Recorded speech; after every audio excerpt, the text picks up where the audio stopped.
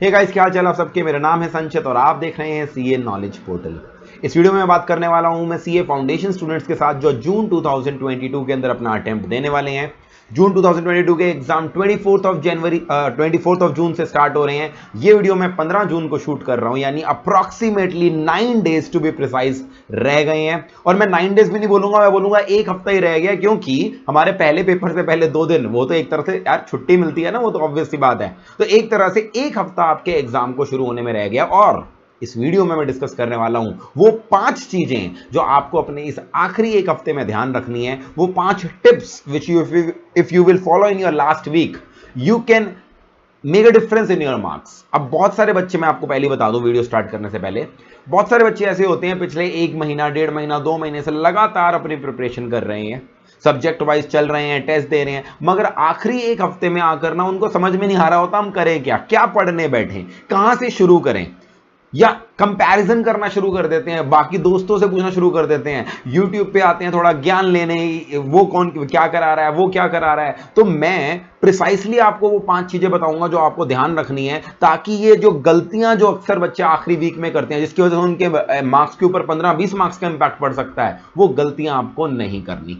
एक एक करके बड़े ध्यान से सुनना, आगे बढ़ते हैं।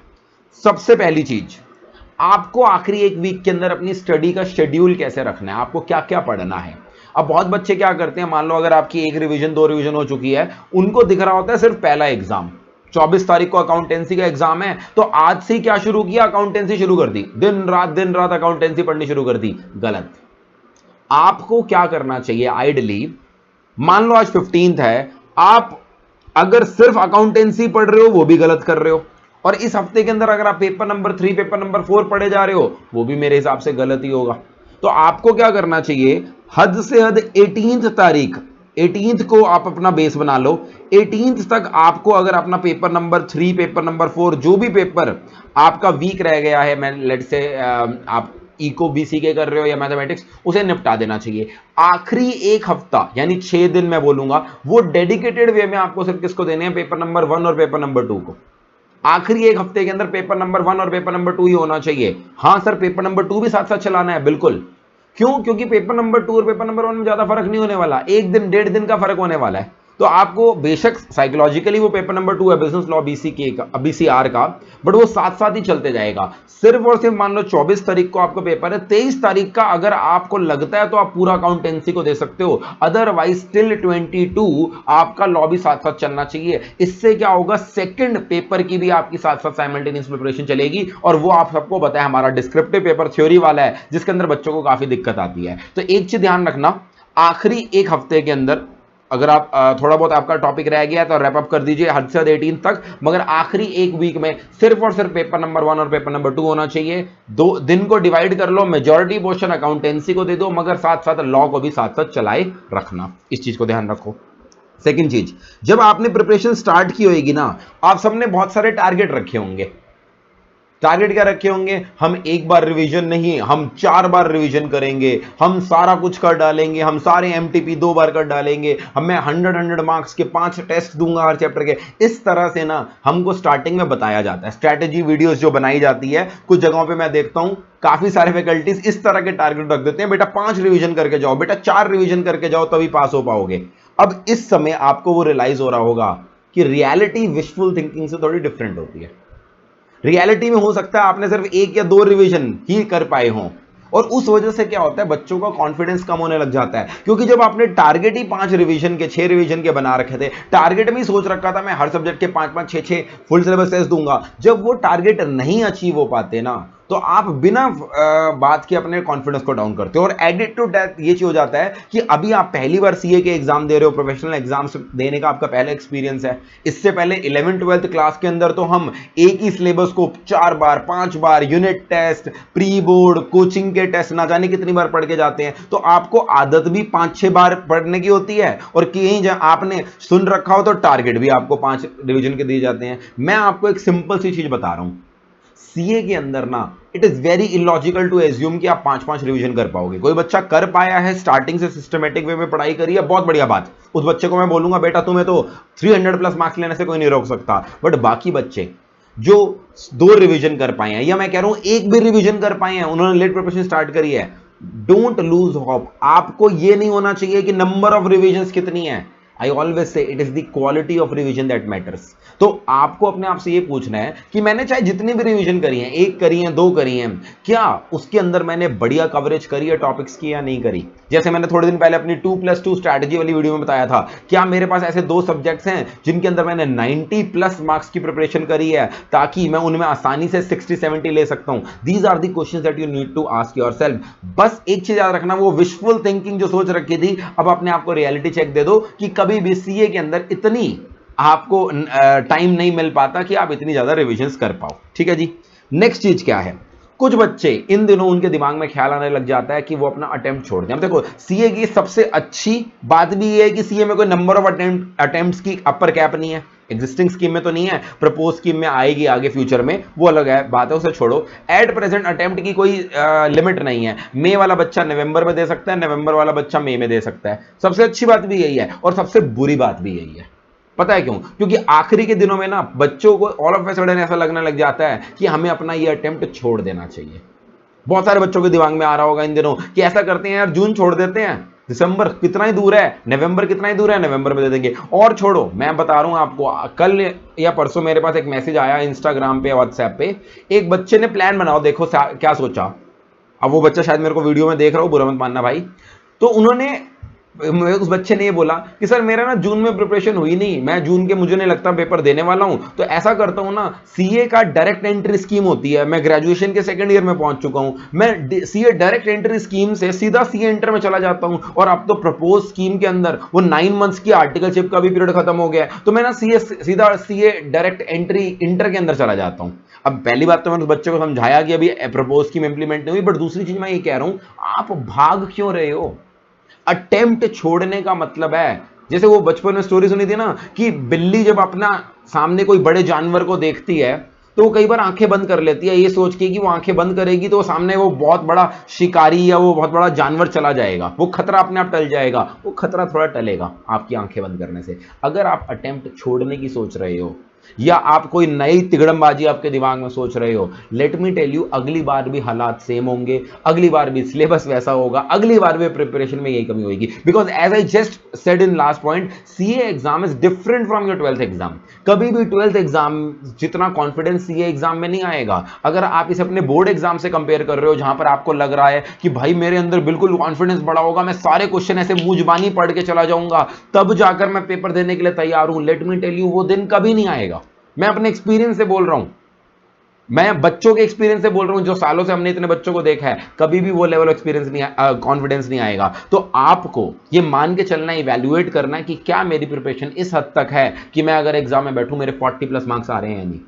भूल जाओ एक बार के लिए आपने कितने टेस्ट दिए, क्योंकि जो सब करना था वो हो गया आखिरी 1 हफ्ते के अंदर, और हद से ज्यादा और क्या करोगे। मगर अपने कॉन्फिडेंस को ड्रॉप होते नहीं देखना, इधर उधर की बातें सुन के अपने आप को अंडर कॉन्फिडेंट नहीं करना। That is the worst thing that you can do in your last week, कि इधर उधर किसी स्ट्रैटेजी वीडियो, किसी वैल्यूएशन वीडियो को पढ़ो, किसी पास्ट में किसी बच्चे की रैंक आई है, कोई मार्क्स हुआ है, उसका ज्ञान सुन रहे हो, क्योंकि ना आप लोगों के पास एक्सेस ऑफ इंफॉर्मेशन है, तो आप इधर उधर कुछ सुनने बैठ जाते हो, फिर अपने आप को अंडर कॉन्फिडेंट कर देते हो। अंडर कॉन्फिडेंट करने की बिल्कुल अपने आप को जरूरत नहीं है। और अटेम्प्ट छोड़ने का तो भाई ख्याल दिमाग से निकाल दो। अटेम्प्ट में जाना है, आखिरी 1 हफ्ते के अंदर जी जान लगा देनी है। अगर आप 8 घंटे पढ़ रहे हो अभी, तो 10 घंटे पढ़ो, 10 घंटे पढ़ रहे हो तो 12 घंटे पढ़ो। आपने अपने आप से कॉम्पिटिशन करना है, दैट्स इट। इधर उधर सुनने की जरूरत नहीं है। Which brings me to the next point, सबसे ज्यादा गलती जो बच्चे इन दिनों में करते हैं वो ये करते हैं, अपने दोस्तों से, अपने ट्यूशन के बाकी बच्चों से, अपने कोचिंग वाले ज्यादा बच्चों से, या जो भी टेलीग्राम ग्रुप, व्हाट्सएप ग्रुप, ना जाने कौन कौन से ग्रुप तुमने ज्वाइन कर रखे हैं, वहां पे बाकियों से पूछते रहते हो, भाई तेरा कितना हो गया, तेरा क्या हालात है, तेरा मैथ्स अच्छा चल रहा है क्या, तेरा लॉ में कितने मार्क्स आए थे, मॉक टेस्ट हुआ था जो। और उस वजह से क्या होता है, और कुछ बच्चे ना हमेशा ऐसे होते हैं जो अपने आप को ऐसा दिखाते हैं कि भाई उनकी प्रिपरेशन तो क्या गदर चल रही है, और ऐसे बच्चों को सुन के ना आपके तोते उड़ जाते हैं। आपको लग रहा होता है भाई अभी तक जो मेरा चल रहा था वो सब बर्बाद था, मैं तो ऐसे ही लगा पड़ा हूं। तो एक चीज मैं कह रहा हूं, इन दिनों ना कम से कम बात करना अपने दोस्तों, सो कॉल्ड दोस्तों, यारों से, और कंपैरिजन, पढ़ाई की बात तो बिल्कुल मत करो।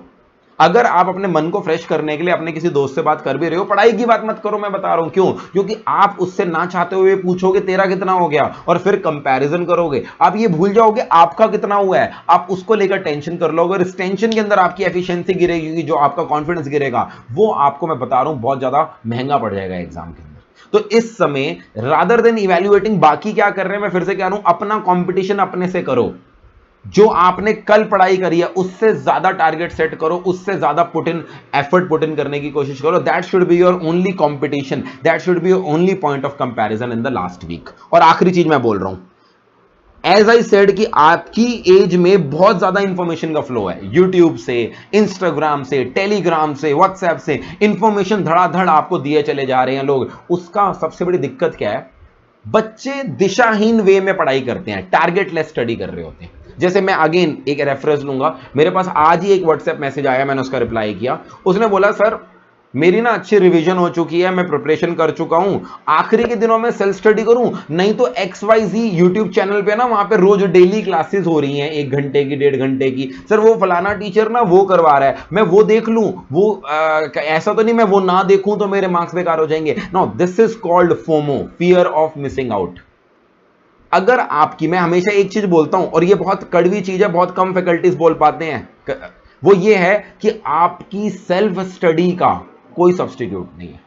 कोई भी फैकल्टी, कोई भी आपको इंजेक्शन लगाकर आखिरी दिन तक अपनी वीडियोस के थ्रू, ऑडियोस के थ्रू आपको ज्ञान नहीं दे सकता। आपको अपनी किताब के साथ थोड़ा टाइम स्पेंड करना ही पड़ेगा। आपको कॉन्सेप्चुअल क्लैरिटी नहीं है, आपको कोई टॉपिक आता नहीं है, तब आप देखो मैंने डिस्क्रिप्शन में सारे के सारे मैराथन वगैरह की अब लिंक्स डाल देता हूं मैं, मेरी हर फाउंडेशन की वीडियो के अंदर वो अपडेटेड मिलेंगे। देयर इज अ रीजन हम आखिरी दिनों में लाइव क्लासेस कंडक्ट नहीं करते रिवीजन की, हम सारे सब्जेक्ट्स की एक मैराथन सिस्टमेटिक वे में, और हमारे मैराथन अप्रोक्सीमेटली 15-20 घंटे के होते हैं, एक ही बारी में दे देते हैं हम। कारण क्योंकि आई डोंट वांट कि मैं डिक्टेट करूं आप क्या पढ़ रहे हो क्या नहीं। आपके पास एक अपना प्लान होना चाहिए, आपको पता होना चाहिए क्या आपने पढ़ रखा है क्या नहीं पढ़ रखा। आप मेरे हिसाब से ना चलो, आप अपने हिसाब से चलो, और जब आपको जरूरत है आप वो वीडियो देख लो। मैं हमेशा ये कहता हूं मैराथन आपके सारे अपडेटेड पढ़े, आप वहां देखो, मगर आप अपने आप को जब बाउंड कर लेते हो किसी चीज के लिए, आप अपने प्लान से हट रहे हो, आप दिशाहीन वे में घूम रहे हो। आप ऐसे बैठे हो, आपको यूट्यूब पे update I, so and so is teaching mathematics का ये चैप्टर, आप वो देखने चले गए।